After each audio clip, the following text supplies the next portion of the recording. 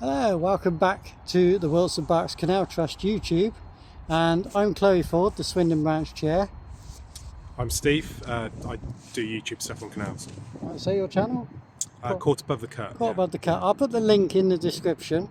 So we're here today at the famous Oasis, the iconic site built around 1976 by the people of Swindon, and obviously the site is due to be redeveloped. Now the reason why we're here and doing a no frills video today is to tell you about how the canal is affected on the site. So what we're going to do now is take you down to the cycle path, which is the original canal line, and the Eastern Flyer, as it's so known at the moment. So we've come down to the Eastern Flyer now on the cycle path, and as you can see, it's quite narrow. This is obviously just too width for cycles and for pedestrians, and the canal would have been just here. Now to do a modern day canal, obviously you need to move, either reinstate the canal here and put the towpath there, or vice versa, but we need pretty much the double width for this and a bit more to have any benefit sort of economically. And what we're discussing today is the restricted width that Southern Capital wish to do on this site. So people of Swindon and beyond, do you just want to see this? Does this benefit the community? Because when they leave that fence there, this is what you will get if they get their way on the current plans. Just this mundane cycle path with another industrial unit to the side of us here, and 710 flats just beyond those gates further down. If you go through Swindon, you'll see quite clearly Swindon is just a concrete jungle. There's no nature, there's no environment in Swindon whatsoever. This allows, with any potential work going on in the town centre, this allows a green and blue corridor right through here, bringing Swindon back to life, and that is desperately needed.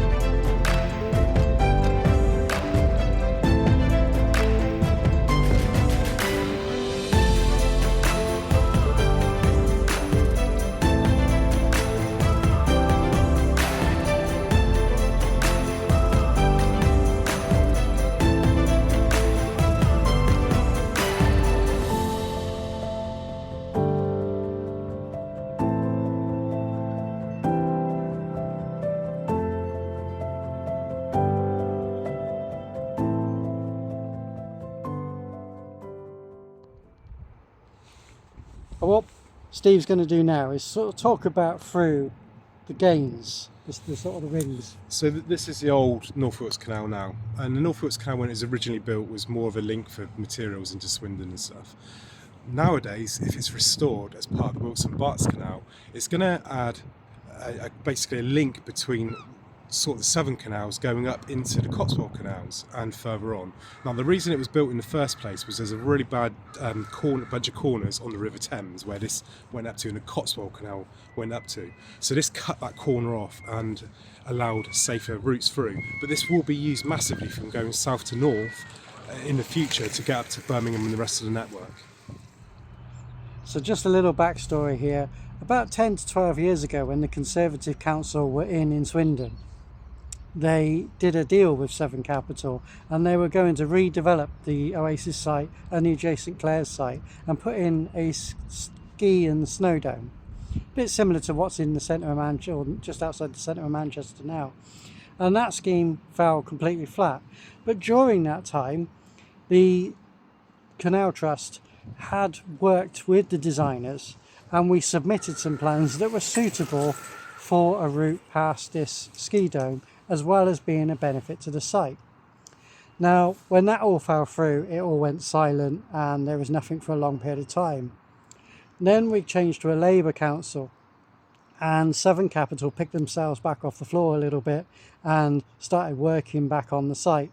And what we did then, SBC gave us a reintroduction to Severn Capital, who was running the scheme now. So we had an introduction, and this was over a year ago.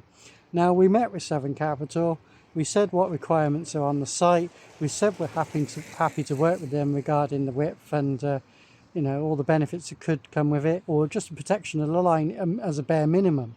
And we gave them brand new drawings of what a minimum requirement would be. And that was all going smoothly until December, when only 3 weeks before they'd assured us they wouldn't be submitting anything for sort of 4 to 5 months at least. They were still working on the site. They submitted all the plans at the end of December. So as you can see behind us here, you've got the green fence just up there. This is absolute minimum you can get away with.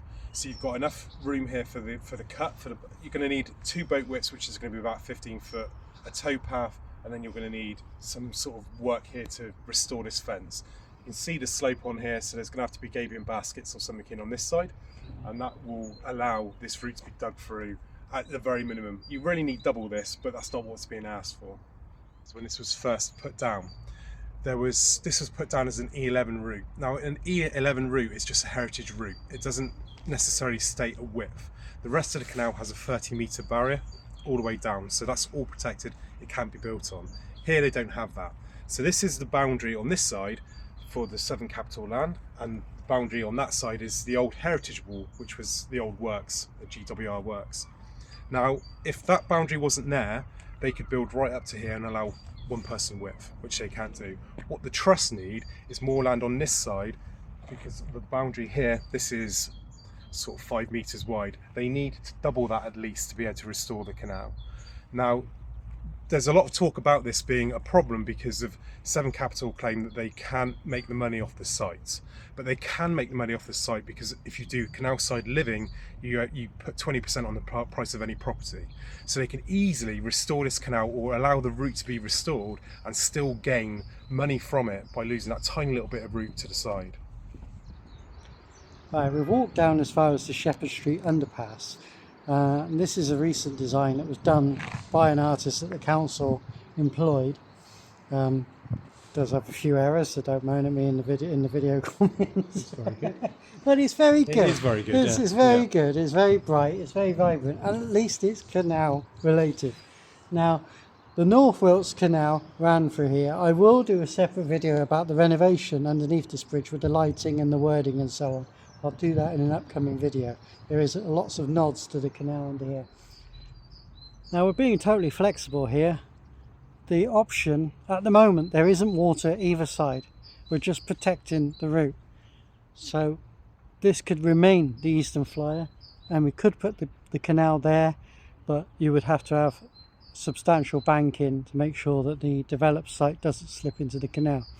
It would be better to incorporate the site with the Eastern Flyer moved up the embankment slightly and reinstating the canal back into its original route.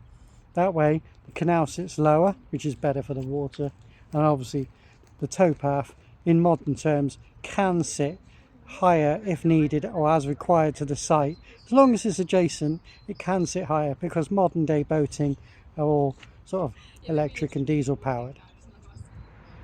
I've just walked back up to the edge. These lovely gates, and I hope these get saved and remain in place. These were the original entrance to the works there. So as you can see with the fantastic railings on this side, all original, the industrial buildings are coming right up to that point. There's absolutely no play in here whatsoever. Now you're never going to get enough room to get 2 boats down. I don't even think in this section you'll have enough room for 1 single channel and a tow path as well. So without that, there's absolutely no hope that this can be restored.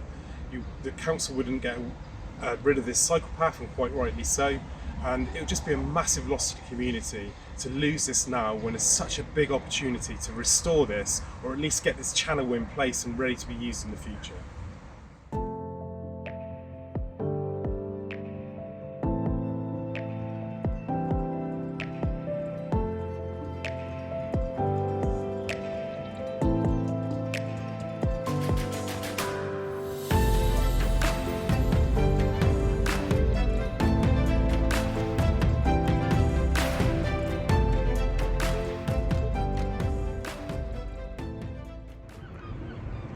So what we need to do is we need to shout, we need to make a lot of noise, and we need to get Southern Capital to take this fence down and give us a 30-metre width boundary. If you've never been to Swindon or you haven't visited it, park at Waitrose. Other supermarkets are available, but we're moored next to Waitrose with our Dragonfly boat.